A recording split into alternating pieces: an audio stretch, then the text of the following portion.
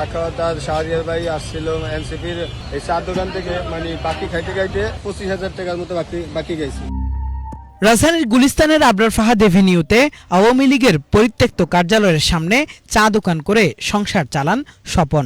তার এই ছোট্ট দোকানে 3 এনসিপি নেতা বাকি করে গেছেন প্রায় 30,000 টাকা। 1-2 দিন করে হয়ে গেছে প্রায় 1 বছর, এখনো টাকা দেননি অভিযুক্ত এনসিপি নেতারা। টাকা না পেয়ে ক্ষুদ্র এই ব্যবসায়ীর ব্যবসায় চলছে ত্রাহি অবস্থা। তবুও ভয়ে মুখ খোলার সাহস পাচ্ছেন না তিনি। আপনার কথাটা বলে দেন, এটা আমরা নাম করতে পারে সমস্যা হবে, বোঝেন না? পরে আমাকে সমস্যা হলে আমরা কই যাবো, তখন তারা আপনারা দেখবেন না। আমরা চেষ্টা করি কি বুঝছো, এখনো ভয় হচ্ছে ওদেরকে। ভয় হচ্ছে না, আমরা হলাম দোকানদার। স্বপন মামা আসলে ভয় হইতো না। স্বপন মামা যেহেতু দোকানে আছে, কিন্তু আমরা 24 ঘন্টা এখন থাকতে হবে। একটা আক্রমণ করলে এরপর আমরা কই যাবো। আওয়ামী লীগ কার্যালয়ের উল্টো পাশের গলির রেজা হোটেলেরও একই অবস্থা, যদিও ক্যামেরার সামনে বলার সাহস পাচ্ছেন না কেউই। 12,870 টাকা আগে অনেক বিল ছিল, কিছু দেয়া গেছে, এরপরে তার দিতেছে না, মানে আগে 6-7 মাস ধরে দেন, ওই বিলটাই রয়ে গেছে। নির্বাচনের পর থেকে না। 2024 সালের 5 আগস্ট গণঅভ্যুত্থানের মুখে দেশ ছেড়ে পালান আওয়ামী লীগের সভাপতি ও তৎকালীন প্রধানমন্ত্রী শেখ হাসিনা সহ দলটির নেতাকর্মীরা। সেদিন বিক্ষুব্ধ জনতা আগুন দেয় গুলিস্তানের এই আওয়ামী লীগ কার্যালয়ে। সেই থেকে আওয়ামী লীগের পরিত্যক্ত কার্যালয়টি ব্যবহার হয়ে আসছিল পাবলিক টয়লেট হিসেবে। কিন্তু এনসিপিতে পদ পাওয়ার পর ভবনটি দখলে নেন দলটির ঢাকা মহানগরী দক্ষিণের সদস্য সচিব ইঞ্জিনিয়ার SM শাহরিয়ার। সেই থেকে দলবল নিয়ে ওই অফিস পাহারা দিতেন শাহরিয়ার ও তার সহযোগীরা। সে সময় আশপাশের বিভিন্ন দোকানে জোরপূর্বক হাজার হাজার টাকা বাকি রেখে যান এই নেতারা। আওয়ামী লীগের কার্যালয়টি পরিষ্কার পরিচ্ছন্নকরণ এবং দখল রাখতে দিনরাত কাজ করতেন SM শাহরিয়ারের নেতৃত্বাধীন অন্তত 20 জন নেতাকর্মী। সে সময় তাদের থাকার জন্য ভাড়া নেওয়া হয় গুলিস্তানের হোটেল ইয়েমেনি ইন্টারন্যাশনালের 2টি কক্ষ। কিন্তু মাত্র 10,000 টাকা অগ্রিম জমা দিয়ে ওই হোটেলে উঠে 8 মাস থেকে প্রায় 12 লাখ টাকা বাকি রেখে জাতীয় নির্বাচনের দিন পালিয়েছেন তারা। যা আলোচনায় আসে হোটেলটির পক্ষ থেকে এনসিপিকে লিখিতভাবে এই ঘটনা জানানোর পর। দিল আমাদের যে ম্যানেজমেন্ট আছে, ইভেন আমরাও তখন কিন্তু তাদের খুব শ্রদ্ধা করতাম, নাম শুনলেই যে তাদেরকে সহযোগিতা করার জন্য, এবং তারা সেইভাবে সম্মান দেখানোর জন্য তারা বলছে আমরা 2টা রুমে থাকবো, এই জন্য আপনাদেরকে আমরা 10,000 টাকা অগ্রিম দিচ্ছি। তো এটা আরও ভালো লাগলো। আমরা তো মনে করেছিলাম যে যেহেতু সমন্বয় পরিচয় দিয়ে আসছেন ওনারা, তো ওখানে ইউনিভার্সিটির হয়তো ছাত্রীরা আসতেও পারে বা এটি, কিন্তু পরে দেখা গেল যে তাদের মানে বেশভূষা বা এটি মনে হয় না তারা স্টুডেন্ট। তো এটা আমাদের কাছে যখন খুবই দৃষ্টিগোচর হলো, তো আমরা অনেক চেষ্টা করলাম, তারা দেখাই করে না এবং ভয়ভীতি দেখায়। আর আমাদের যার ম্যানেজমেন্ট আছে তারা তো ভয়ই ছিল। 12 ফেব্রুয়ারি যে নির্বাচনের রাত্রি থেকে তাদেরকে পাওয়া যায় না, তার আসে না। আমরা অবশ্যই আইনি ব্যবস্থা নিব, তবে যেহেতু আমরা এনসিপির যে সমন্বয়ক আছেন বা এনসিপির যিনি সদস্য সচিব আছেন, ওনার বড় আমরা চিঠি দিয়েছি এবং আমাদের রুম ফেয়ার এবং কত টাকা আমরা পাওনা আছে স্পষ্ট করেছি। 11 লক্ষ সামথিং ওনার কাছে পাবো, প্রায় 12 লক্ষের কাছাকাছি ওনাদের কাছে পাবো। এখন আমার মনে হয় যে তারা দায়িত্ব পালন করবে, আর এখানে তারা যদি দায়িত্ব পালন না করে তাহলে আমরা বাধ্য হব আইনের আশ্রয় নেওয়ার জন্য। হোটেলটির কক্ষে এখনো রয়েছে তাদের রেখে যাওয়া দলীয় কাগজপত্র সহ জামাকাপড়, যা যাচাই করে আওয়ামী লীগের বিভিন্ন পর্যায়ের নেতাকর্মীদের সঙ্গে এনসিপির এসব নেতাদের যোগাযোগের ইঙ্গিত পাওয়া যায়। হোটেল ইয়েমেনি ইন্টারন্যাশনালের এই কক্ষটি সহ আরও একটি কক্ষে থাকতেন এনসিপি নেতা ইঞ্জিনিয়ার শাহরিয়ার সহ তার সহযোগীরা।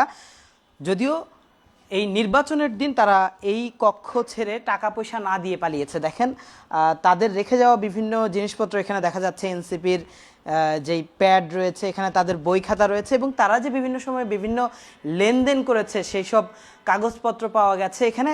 একই সঙ্গে তাদের একটি এই যে কার্ড হোল্ডার, যেখানে আমরা দেখতে পাচ্ছি যে আওয়ামী লীগের বিভিন্ন এলাকার নেতাকর্মীদের মোবাইল নাম্বার, বিশেষ করে এবং বিভিন্ন দুর্নীতিবাজ কর্মকর্তা যারা আওয়ামী লীগের সময় ভালো প্রভাবে ছিলেন সেই সব ব্যক্তিদের ফোন নাম্বার এবং কার্ড এখানে আমরা দেখতে পাচ্ছি।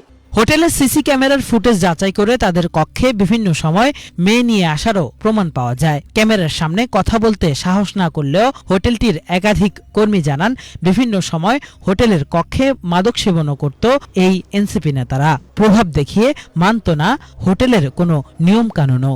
এরা মোট 6 জনের রুমটা নিছে, কিন্তু এই রুমের মধ্যে 25-30 জন থাকতো। 10 জন যাওয়া আওয়ামী লীগ অফিস দখলে ছিল এদের। আওয়ামী লীগ অফিসে তারা পাহারা দিত, 10 জন যাওয়া পাহারা দিত, আবার 10 জন রেস্ট করতো, আবার 10 জন যাইতো, আবার 10 জন রেস্ট করতো। এরা মাঝে মাঝে ড্রিঙ্ক করতো, ড্রিঙ্ক করে বমি টমি করে, কারণ এদের খাওয়ার অভ্যাস নাই।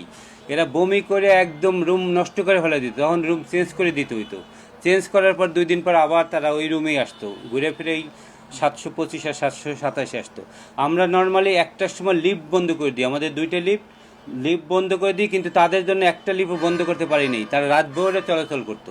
এরপরে তারা কি করতো, আমাদের স্টাফ 12টার পরে বাইরের কোনো সার্ভিস নাই, কারণ আমাদের রেস্টুরেন্ট আছে, রেস্টুরেন্টে খাওয়া দাওয়া সব কিছু আছে, কিন্তু 12টার পরে কোনো সার্ভিস নেই। কিন্তু তারা আমাদের স্টাফরে সেই নাজিরা বাজার চৌরাস্তায় পাঠাইতো, নাজিরা বাজার থেকে ওই হাজির বিরিয়ানি, হানিফের বিরিয়ানি আনতো, টাকা দিত না, রিক্সা ভাড়াটা পর্যন্ত দিত না। তারা বিকাশে ওই বিরিয়ানির দোকানে টাকা দিয়ে দিত, কত টাকা বিল, কিন্তু আমাদের স্টাফের কোনো বিল দিত না। হাইটে হাইটে রাত 2টার সময়, 3টার সময়, 4টার সময় হাইটে হাইটে আসতো। তো এইরকম অত্যাচার তারা করতো। এবং বিল চাইতে হলে তারা বলতো যে ওইরকম আওয়ামী লীগ অফিস সংস্কার করতেছি, এটা আমাদের ফান্ড আসতেছে পার্টির থেকে, ফান্ড আসার পরে আমরা আপনাদের পুরা বিল পেমেন্ট করে দেবো। হোটেল ইয়েমেনি ইন্টারন্যাশনালের বিভিন্ন নথি যাচাই করে এসব কর্মকাণ্ডের সঙ্গে এনসিপি ঢাকা মহানগরী দক্ষিণের সদস্য সচিব ইঞ্জিনিয়ার SM শাহরিয়ার, সাবেক কেন্দ্রীয় যুগ্ম সদস্য সচিব আরিফ সোহেল সহ অন্তত 11 জনের সম্পৃক্ততার তথ্য পেয়েছে বাংলাভিশন। অপরদিকে এই ঘটনার অনুসন্ধানে গিয়ে ইঞ্জিনিয়ার SM শাহরিয়ারের পুরনো পরিচয়ও এসেছে বাংলাভিশনের হাতে। বর্তমানে এনসিপির বড় নেতা বনে যাওয়া শাহরিয়ার ছিলেন ঢাকা 5 আসনের আওয়ামী লীগের সংসদ সদস্য কাজী মনিরুল ইসলাম মনুর সহকারী একান্ত সচিব। 2024 সালের জুলাই অভ্যুত্থানে মনুর সঙ্গে আওয়ামী লীগের কর্মসূচিতেও দেখা গেছে তাকে।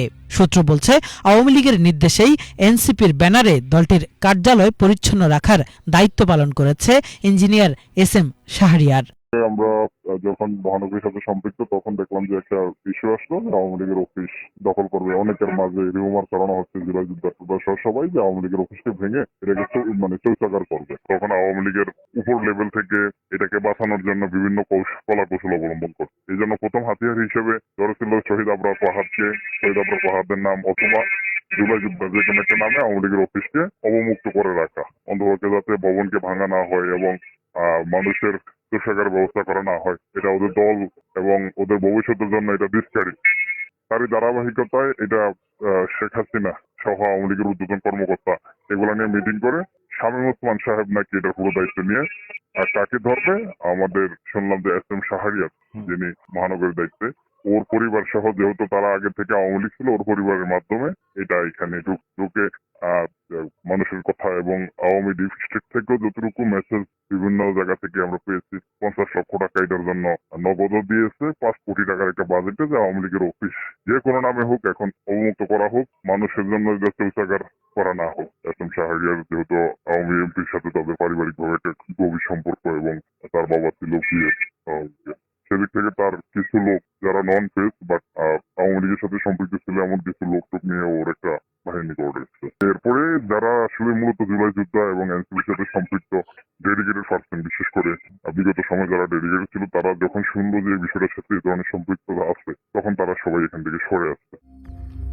এসব অভিযোগের বিষয়ে জানতে ইঞ্জিনিয়ার SM শাহরিয়ারের সঙ্গে যোগাযোগের চেষ্টা করা হলেও তিনি ফোন রিসিভ করেননি। তবে এনসিপি বলছে এই ঘটনায় নাম আসা প্রত্যেকের পদ স্থগিত করা হয়েছে। তদন্তে দোষী প্রমাণিত হলে স্থায়ী বহিষ্কারও করা হবে। আর মোটামুটি যে কয়েকজন আমাদের পার্টির সাথে স্ট্রাকচারে আছে, একজন সাংগঠনিক সম্পাদক এবং বিভিন্ন ধরনের নেতাকর্মী যারা আছে, তাদেরকে আমরা অফিসিয়ালি অলরেডি লেটার দিয়েছি, কারণ দর্শানো এবং সাংগঠনিক কার্যক্রম স্থগিত করে দিচ্ছে। তাদের পদ মোটামুটি স্থগিত এখন। তো সেকেন্ড হলো যে আমাদের যে যারা অভিযোগ দিয়েছে তাদের সেই আবার স্টেক হোল্ডারদেরকে আমরা চিঠি দিয়েছি আমাদের কাছে এসে অভিযোগ সত্যতার তাদের প্রমাণ ডকুমেন্টস নিয়ে আসার জন্য, এবং যার বিরুদ্ধে দেওয়া হয়েছে তাকে দেওয়া হয়েছে, এবং 4 সদস্য বিশিষ্ট কমিটিটা কাজ চলমান, অলমোস্ট রিপোর্ট শেষের দিকে। কেমন? সো এরপরে রিপোর্টের ভিত্তিতে যে রিকমেন্ডেশন আসবে তদন্ত কমিটি, সেটার ব্যাপারে আমরা এগেইনস্টে ব্যবস্থা নিব পার্টিগতভাবে। আচ্ছা, এখন এই যে প্রশ্ন হলো যে এনসিপি কি আসলে তাদেরকে দায়িত্ব দিয়েছিল কিনা আওয়ামী লীগের অফিস পরিষ্কার করো, দখলে রাখো, এই ব্যাপারে?